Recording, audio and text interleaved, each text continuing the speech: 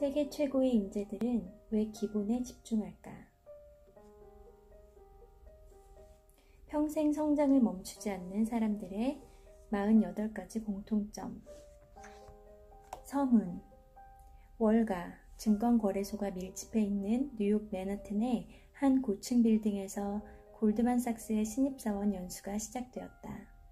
전 세계 지사에서 200명 이상의 신입사원들이 참가하여 한 달 동안 진행되는 연수 첫날, 누구도 예상치 못한 아주 인상적인 일이 일어났다. 맨 앞줄에 앉은 신입사원 한 명이 뉴욕 지사의 시니어 파트너가 던지는 날카로운 질문에 재빠르게 대답하면서 모두의 이목을 집중시킨 것이다. 좌중을 술렁이게 한 그는 서울지사를 대표해 연수에 참가한 동기였다. 내가 골드만삭스에서 보낸 시절을 떠올리면 가장 먼저 생각나는 사람이 바로 이 한국 지사의 동기이다. 전 세계에서 모인 신입사원들 중 가장 강력하게 존재감을 드러냈던 그는 풍부한 지식은 물론 커뮤니케이션 능력 또한 뛰어났다. 한마디로 모든 것을 갖춘 인재였다. 하루하루 긴장의 연속이었던 연수를 마치고 각자 속한 지사로 돌아가 본격적인 업무를 시작했을 때 내가 처음 배정받은 일은 한일 기업의 자본 제휴 프로젝트였다. 클라이언트 기업이 한일 합자회사이다 보니 서울지사의 그 동기도 함께 프로젝트에 참여했다. 이 프로젝트가 진행되는 동안 나는 성과를 전혀 내지 못한 탓에 엄청난 좌절에 휩싸였다. 하지만 그 동기는 프로젝트에 결정적인 기여를 했고 나보다 2년 먼저 회사를 퇴직하고 하버드 비즈니스 스쿨에 입학했다. 내가 MBA 취득을 진지하게 검토하게 된 계기도 바로 그 동기의 영향이 컸다. 나로 하여금 실력을 쌓도록 노력하고 더 큰 꿈을 꾸게 해준 점에 대해서는 지금도 그에게 고마운 마음을 느낀다. 이 책은 골드만삭스를 거쳐 하버드 비즈니스 스쿨에서 MBA를 취득하고 맥킨지에서 활동하면서 보고 배웠던 기본에 대한 것이다. 이 책에서 말하는 기본에는 크게 두 가지 요소가 있다. 첫 번째는 이미 많은 사람들이 알고 있으며 이미 자신이 실천하고 있을 수도 있다. 두 번째는 똑같이 알고는 있지만 꾸준히 실천하기 어렵다고 여겨온 내용이다. 이 두 가지를 모두 갖추었을 때 비로소 기본은 진가를 발휘할 수 있다. 기본을 중시한다는 것은 단기적인 성과를 올리는 데도 효과적이지만 무엇보다 5년 후, 10년 후에 한 단계 더 성장하는 데 도움이 된다. 기본의 진정한 힘은 바로 그것이다. 나 역시 이 책에서 말하는 모든 기본을 100% 실천하지는 못한다. 하지만 잠시나마 놓쳤던 기본의 원칙을 책을 집필하면서 다시 한번 돌아볼 수 있었다. 일본에서 이 책이 처음 출간되었을 때 예상과는 달리 40, 50대 비즈니스맨들로부터 큰 지지를 받았다. 그들은 이 책을 통해 그동안에 무의식적으로 처리했던 업무의 기본을 되새길 수 있었다고 했다. 다양한 실무 경험을 쌓은 그들이 누구보다 기본의 중요성을 잘 알고 있기 때문일 것이다.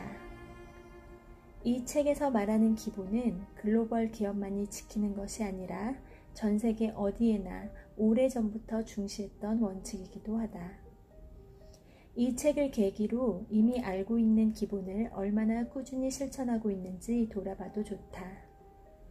또한 자신만의 방식으로 목록을 새롭게 만들어 보는 것도 좋다. 그야말로 자신에게 진정으로 필요한 내용이 될 테니까 말이다.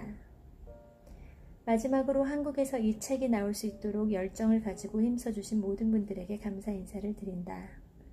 이렇게 한국 독자들과 대화할 기회를 얻게 되어 무척 기쁘다.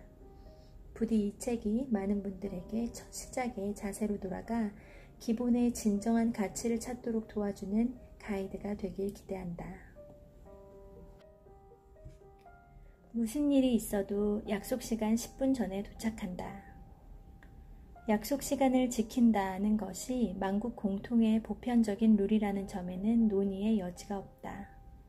이는 또한 모든 일의 기본이기도 하다. 그리고 기본적인 규칙인 만큼 더욱 철저하게 지켜야만 한다.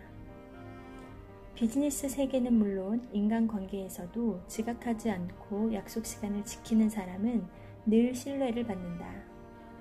시간을 지키는 행동은 상대와 쌓아가는 가장 기본적인 신뢰이고 약속을 반드시 지키는 사람에 대한 안도감이며 더 나아가서는 누군가의 규제가 아닌 자기 내면에서 세운 규율을 지키는 사람에 대한 존경으로도 연결된다.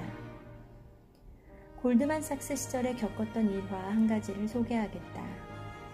당시 클라이언트였던 유명 기업 임원과의 회의에 완벽을 기하기 위해 나는 함께 프로젝트를 진행하는 선배와 마지막 순간까지 자료를 준비하고 있었다. 그리고 회의가 시작되기 직전에 프로젝트를 책임지는 상사와 함께 택시를 타고 회의 장소로 부랴부랴 달려갔다. 다행히 약속 시간에 맞춰 장소에 도착할 수 있었지만 이동하는 차 안에서 상사에게 호되게 한 소리를 들어야 했다. 약속 장소에는 10분 전에 도착하는 자세가 기본 중에 기본이라고 말이다. 사실 당시에는 마지막까지 최선을 다해 자료를 준비했는데도 오히려 질책을 받는 상황이 매우 불만스럽게 여겨지기도 했다. 신입 시절에 그 상사에게 배운 귀중한 한마디가 있다. 골드만삭스에서의 상식은 세상의 비상식이라고 생각하게. M&A 세계에서 모르는 사람이 없을 정도로 엄청난 실력을 자랑하며 최고의 M&A 뱅커로 활약하던 그분의 말이다. 그 상사는 대학을 이제 막 졸업하고 외국계 금융기관에 입사한 나 같은 신입사원에게 이 말을 자주 들려주었다.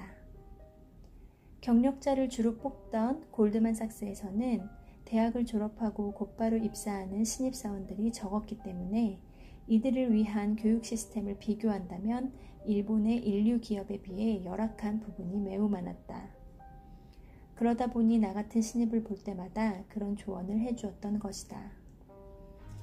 입사하자마자 실제 프로젝트에 투입되는 신입사원이 빠지기 쉬운 착각 중 하나는 눈앞에 바쁜 일에 얽매여서 5분 지각을 어쩔 수 없는 일이라고 쉽게 생각한다는 점이다.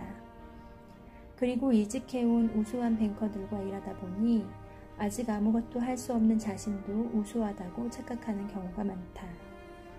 또한 클라이언트 기업의 중역들과 동석하여 대규모 프로젝트에 관여하다 보면 자신 역시 엘리트 대열에 합류했다고 오만해지기도 한다. 나 역시 크게 다르지 않았다. 그렇게 착각 속에 빠져 기본을 잃어가던 그때 상사가 해준 한마디에서 배운 점은 바로 기본의 소중함이다. 그리고 자신을 객관적으로 보는 냉철한 시선과 주변에 휩쓸리지 않고 자기 규율을 유지하는 굳건함을 갖고 이러한 자신만의 규칙을 스스로 실천하면서 앞으로 들어올 후배들에게도 전해주라는 것이다. 그 중에서도 가장 기본이 되는 한 가지가 바로 약속 시간을 지키는 것이었다. 하버드 졸업생이 가르쳐주는 주말 활용법.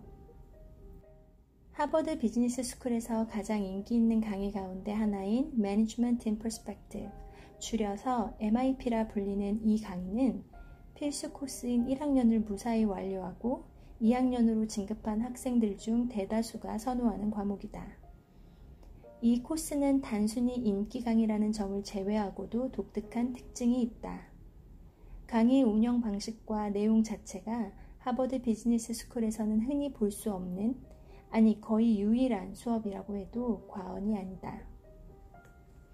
특징은 수업 규모, 강사, 테마, 운영 방법 등 총 4가지다. 첫 번째 특징인 수업 규모는 이 강의를 듣고자 하는 수강 희망자가 워낙 많아 작은 규모의 강의실에서는 진행할 수 없고 늘 대강당에서만 진행된다는 것이다. 두 번째 특징은 강사진이라는 표현이 더 정확할 것이다. 하버드 비즈니스 스쿨 졸업생 중 전 세계의 일선에서 활약하는 기업가, 경영자, 투자가, 정치가, NGO 활동가가 매주 돌아가며 강단에 선다. 세 번째 특징은 매우 새로운 강사진들이 논의하는 테마이다. 주된 테마는 바로 인생 설계이다.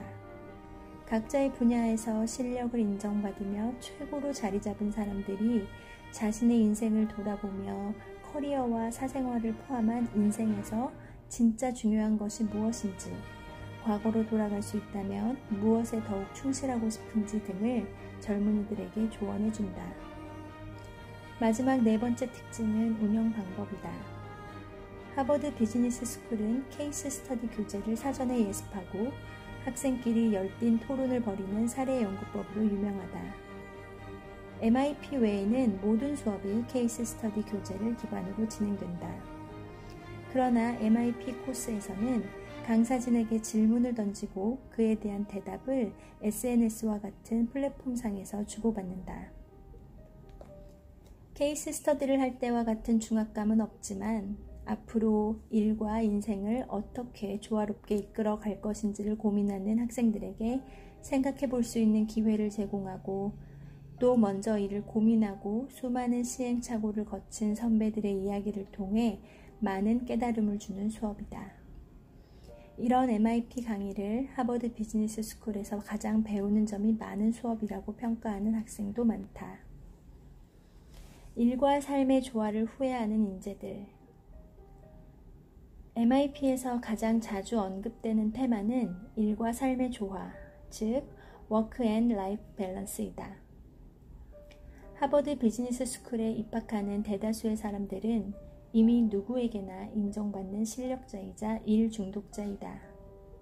그런 사람들이 더 높은 목표를 위해 하버드 비즈니스 스쿨에 입학해 엄격한 2년 과정을 무사히 마친다. 특히 졸업 후의 진로가 정해진 예비 졸업생들은 다시 사회로 나가 누구보다도 빨리 좋은 성과를 내고 싶어 한다. 동기 중에서 누가 창업한 벤처를 가장 먼저 성장시킬지, 업계에서 누가 가장 먼저 실력을 인정받고 기업의 중역 자리에 오를지, 졸업 5년 후에 있을 동창회까지 누가 가장 먼저 눈에 띄는 성과를 거둘지, 동기들 사이에서는 투지가 불타오른다.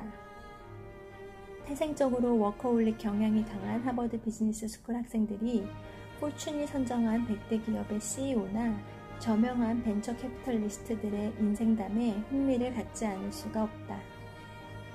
그런데 놀랍게도 이 쟁쟁한 강사진이 이구동성으로 말하는 점은 일과 삶의 조화가 중요하다는 것이다.